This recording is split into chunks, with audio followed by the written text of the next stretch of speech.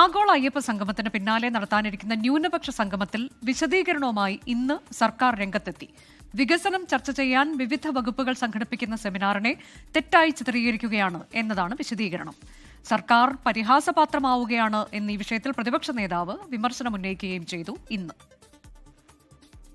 സർക്കാർ ഇത് 10ാം വർഷമായപ്പോൾ പാനിക്കായിരിക്കും. തെരഞ്ഞെടുപ്പിൽ വലിയ തോൽവി തുറച്ച് കാണും. നോക്കും, വലിയ തോൽവി. 100-ലധികം സീറ്റോടുകൂടി UDF അധികാരത്തിലേക്ക് തിരിച്ചു വരും.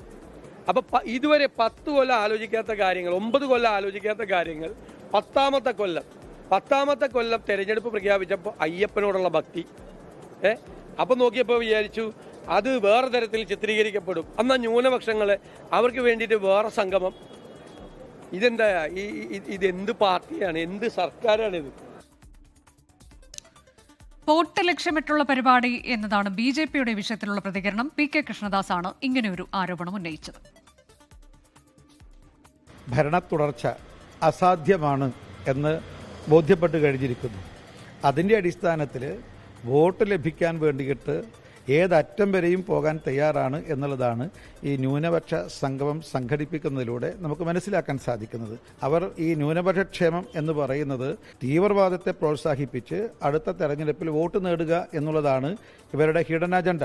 ആഗോള അയ്യപ്പ സംഗമത്തിൻ്റെ കാപട്യം ഏതായാലും വിശ്വാസികൾ തിരിച്ചറിഞ്ഞിട്ടുണ്ട്. അതിൻ്റെ പേരിൽ ഹിന്ദുക്കൾ ഒരൊറ്റ വോട്ടും CPM-നോ LDF-നോ കിട്ടാൻ പോകുന്നില്ല. ഈ ന്യൂനപക്ഷ സംഗമത്തിൻ്റെ കാപട്യവും ന്യൂനപക്ഷ സമൂഹം തിരിച്ചറിയും എന്ന കാര്യം സംശയമില്ല. ഇതുകൊണ്ടൊന്നും മാർക്സിസ്റ്റ് പാർട്ടിക്ക് ഒരു വോട്ടും കിട്ടാൻ വേണ്ടി പോകുന്നില്ല. ന്യൂനപക്ഷ സംഗമത്തിന്റെ ഉദ്ദേശ്യം അറിയാതെ അഭിപ്രായം പറയേണ്ടതില്ല എന്നതാണ് തലശ്ശേരി അതിരൂപത arch bishop Mar Joseph Pamplany പറഞ്ഞത്. ഏതൊരു നീക്കത്തെയും ഞങ്ങൾ സ്വാഗതം ചെയ്യുന്നു. സംഗമത്തെക്കുറിച്ച്, ജനിക്കാത്ത കുഞ്ഞിൻ്റെ ജാതകത്തെക്കുറിച്ച് നമ്മൾ പറയേണ്ട. എന്താണ് സംഗമത്തിലൂടെ ഉദ്ദേശിക്കുന്നത്, ആരെയാണ് അവിടെ പ്രതീക്ഷിക്കുന്നത്, ഇതൊന്നും അറിയാത്തിടത്തോളം കാലം നമ്മൾ അതേക്കുറിച്ച് അഭിപ്രായം പറയേണ്ട കാര്യമില്ല. റിനു ശ്രീധർ വിശദാംശങ്ങളുമായി സൂപ്പർ 4 തത്സമയം. റിനു, ഇതിൽ ക്രൈസ്തവ മുസ്ലിം മതവിഭാഗത്തിൽപ്പെട്ട അവരെ ക്ഷണിക്കപ്പെട്ടവർ ആകും ഇതിൽ പങ്കെടുക്കുക എന്നതുൾപ്പെടെ കൊച്ചിയാകും വേദിയാവുക എന്നൊക്കെയുള്ള കാര്യങ്ങളാണ് ഇന്നലെ പുറത്തു വന്നത്. പക്ഷേ അത് ആ തരത്തിലേക്കല്ല. അതിൻ്റെ സംഘാടനം എന്നുള്ളതൊരു സെമിനാർ എന്ന രീതിയിൽ വികസനം ലാക്കാക്കി എല്ലാ വകുപ്പുകളും പരിപാടി സംഘടിപ്പിക്കുന്നുണ്ട്. വിഷൻ 2031 എന്ന പേരിൽ. അതിൽ ന്യൂനപക്ഷ ക്ഷേമ വകുപ്പ് സംഘടിപ്പിക്കുന്ന പരിപാടി ഒരു സെമിനാർ. അതാണ് ഈ തരത്തിലേക്ക് തെറ്റായി ചിത്രീകരിക്കപ്പെട്ടതാണ് ഇപ്പോൾ ന്യൂനപക്ഷ സംഗമം എന്ന രീതിയിൽ പുറത്തു വന്ന വാർത്ത എന്നതാണോ സർക്കാർ പ്രഥമമായി തന്നെ വിശദീകരിച്ചത്? അനുജ, ആഗോള അയ്യപ്പ സംഗമ വിവാദത്തിന് പിന്നാലെയാണ് ന്യൂനപക്ഷ സംഗമം സംഘടിപ്പിക്കുന്നു എന്നുള്ളൊരു വാർത്ത പ്രചരിക്കുന്നത്. തുടർന്ന് അതിൽ വലിയ രീതിയിലുള്ള വിവാദവും വിശദീകരണങ്ങളും സംവാദങ്ങളും നടക്കുന്ന പശ്ചാത്തലത്തിലാണ് ഇന്നിപ്പോൾ സർക്കാർ ഒരു വിശദീകരണം എന്ന നിലയിൽ അതിന് ഒരു അടിസ്ഥാനമില്ലാത്ത ഒരു മറുപടി എന്നോണം നൽകുന്നത്. കാരണം അവർ പറയുന്നത് മിഷൻ 2030 അല്ലെങ്കിൽ 2030 സംസ്ഥാനം എങ്ങനെയായിരിക്കണം എന്നതിനെക്കുറിച്ചുള്ള ഒരു ചർച്ച വിവിധ വകുപ്പുകൾ, അതായത് എല്ലാ വകുപ്പുകളും സംസ്ഥാനത്ത് സംഘടിപ്പിക്കുന്നുണ്ട്. ഒക്ടോബർ 1 മുതൽ 30 വരെ അത് സംഘടിപ്പിക്കേണ്ടത്. അതിൽ ഈ ന്യൂനപക്ഷ വകുപ്പ് എറണാകുളത്ത് വെച്ചും കായിക വകുപ്പ് മലപ്പുറത്ത് വെച്ചുമാണ് സെമിനാർ സംഘടിപ്പിക്കുന്നത്. ഇങ്ങനെ ഓരോ വകുപ്പും ഓരോ സ്ഥലങ്ങളിൽ വെച്ച് ഈ ഒക്ടോബർ മാസത്തിൽ ഇത്തരത്തിലുള്ള സെമിനാറുകൾ സംഘടിപ്പിക്കുന്നു. അതൊരു കാരണവശാലും ഒരു മതത്തിൻ്റെയോ ഒരു ജാതിയുടെ അടിസ്ഥാനത്തിൽ നടക്കുന്ന സംഗമമല്ല, അല്ലെങ്കിൽ സെമിനാർ ആണ് എന്നുള്ളതാണ് സർക്കാർ വിശദീകരിക്കുന്നത്. അങ്ങനെ ഒരു വിശദീകരണം നൽകുമ്പോഴും വലിയ രീതിയിലുള്ള ഒരു ആക്ഷേപം സർക്കാർ ഏൽക്കേണ്ടി വരുന്നു എന്നുള്ളതാണ് പ്രതിപക്ഷ നേതാവ് അടക്കം പറയുന്നത്. അങ്ങനെ അപഹാസ്യരാകുന്നു സർക്കാർ എന്നുള്ളതാണ്. BJP പറയുന്നത് തീവ്രവാദത്തെ പ്രോത്സാഹിപ്പിച്ചുകൊണ്ട് വോട്ട് ഏതെങ്കിലും തരത്തിൽ നേടുവാനുള്ളൊരു വ്യഗ്രതയാണ് CPM-ന് അല്ലെങ്കിൽ LDF-ന് ഉള്ളത് എന്നുള്ളതാണ്. കാരണം ഈ കഴിഞ്ഞ 10 വർഷം തുടർച്ചയായി ഭരിച്ചു.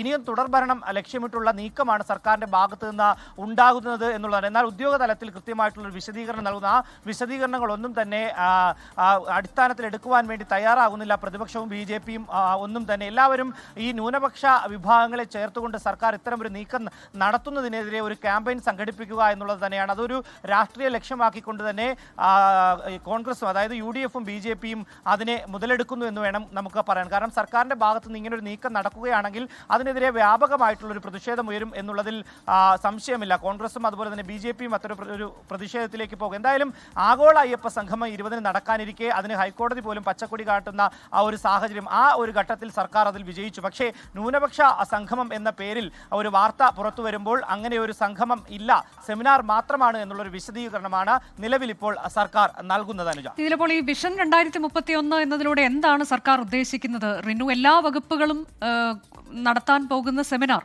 അത് മന്ത്രിസഭ എടുത്ത തീരുമാനം എന്ന തരത്തിലാണോ വിശദീകരണം?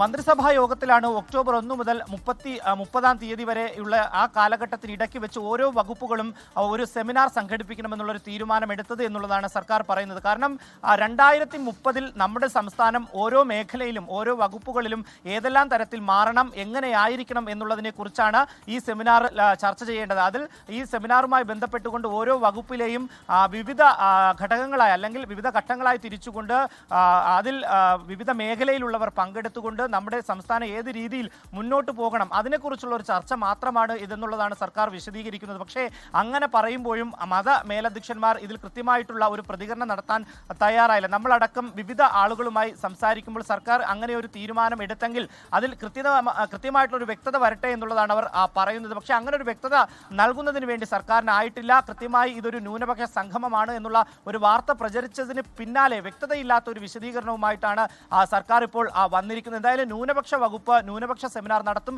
കായിക വകുപ്പ് കായിക സെമിനാർ നടത്തും, ആഭ്യന്തര വകുപ്പ് ആഭ്യന്തര സെമിനാർ, ഇങ്ങനെ ഓരോ വകുപ്പും അതിൻ്റെതായിട്ടുള്ള ഓരോ ജില്ലകളിൽ വെച്ച് പ്രത്യേക മേഖലകളിൽ ഇത്തരത്തിൽ ആൾക്കാർ ഏകദേശം 1500ഓളം പേരെ പങ്കെടുപ്പിച്ചുകൊണ്ടായിരിക്കും ഓരോ സെമിനാറുകളും സംഘടിപ്പിക്കുക എന്നുള്ളതാണ്. വിവിധ മേഖലയിലുള്ള ആൾക്കാരായിരിക്കും ഈ സംഗമത്തിൽ പങ്കെടുക്കുക എന്നുള്ളതാണ്. സ്വാഭാവികമായും ന്യൂനപക്ഷ വകുപ്പ് അങ്ങനെ ഒരു സംഗമം സംഘടിപ്പിക്കുമ്പോൾ ന്യൂനപക്ഷ മേഖലകളിലുള്ളവർ കൃത്യമായി അതിൽ പങ്കെടുക്കുമെന്നുള്ളതിൽ യാതൊരു സംശയമില്ല. പക്ഷേ എല്ലാ വകുപ്പുകളും ഇത്തരത്തിലുള്ള ഒരു സംഗമം അല്ലെങ്കിൽ സെമിനാർ നടത്തുകയാണെങ്കിൽ പിന്നെ അതിനൊരു പ്രസക്തി ഉണ്ടാകില്ല എന്നുള്ളതാണ് വിദഗ്ധർ അടക്കം പറയുന്നത്. കാരണം എല്ലാ വകുപ്പുകളും ഇത്തരമൊരു സെമിനാർ സംഘടിപ്പിക്കുമ്പോൾ ന്യൂനപക്ഷ വകുപ്പിനും അത്തരമൊരു സെമിനാർ സംഘടിപ്പിക്കുന്നതിൽ വേറെ ഏതൊരുവിധ പ്രശ്നവും ഉണ്ടാവില്ല എന്നുള്ളതാണ് രാഷ്ട്രീയ മേഖലയിൽ ഉള്ളവർ പോലും പറയുന്നത്. പക്ഷേ ന്യൂനപക്ഷ വിഭാഗങ്ങളെ മാത്രം ഉൾപ്പെടുത്തിക്കൊണ്ടുള്ള ഒരു സംഘമാണെങ്കിൽ അത് വ്യാപക പ്രതിഷേധത്തിന് ഇടയാക്കും എന്നുള്ളതും വിലയിരുത്തപ്പെടുന്നുണ്ട്. അനുജ, അതാണ് ആ തരത്തിലേക്കൊരു ന്യൂനപക്ഷ സംഗമം അല്ല ഉദ്ദേശിക്കുന്ന സർക്കാർ എന്നുള്ളതാണ് വിശദീകരണം. എല്ലാ വകുപ്പുകളും സെമിനാറുകൾ സംഘടിപ്പിക്കുന്നുണ്ട്. വിഷൻ 2031 എന്ന പരിപാടിയുടെ ഭാഗമായാണ് ഒക്ടോബറിൽ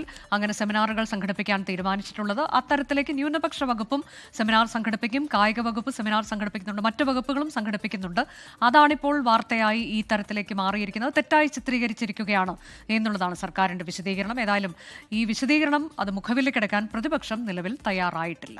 ലോകത്തെവിടെയായാലും ഏത് സമയത്തും 24 വാർത്തകളും ഓഗ്മെന്റഡ് റിയാലിറ്റി പാക്കേജുകളും എക്സ്പ്ലെയിനറുകളും വിശദമായി കാണാൻ ഞങ്ങളുടെ യൂട്യൂബ് ചാനൽ നിങ്ങൾക്ക് സബ്സ്ക്രൈബ് ചെയ്യാം.